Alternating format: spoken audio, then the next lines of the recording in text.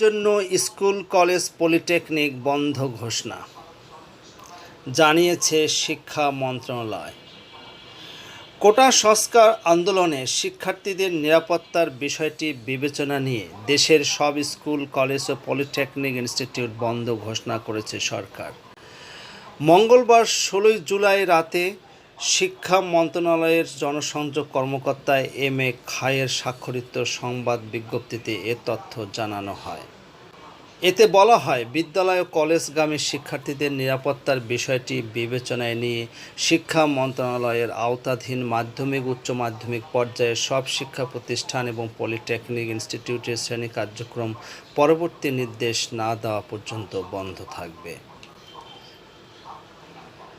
প্রসঙ্গত, বেশ কয়েকদিন ধরে কোটা সংস্কার আন্দোলন চলছে। এর মধ্যে আজ মঙ্গলবার সকাল 11টা থেকে রাজধানীর 15-20টি স্থানে একযোগে সড়ক অবরোধ শুরু করেন বিভিন্ন সরকারি বেসরকারি বিশ্ববিদ্যালয়ের শিক্ষার্থীরা। অবরোধে গোটা রাজধানী অচল হয়ে পড়েছে।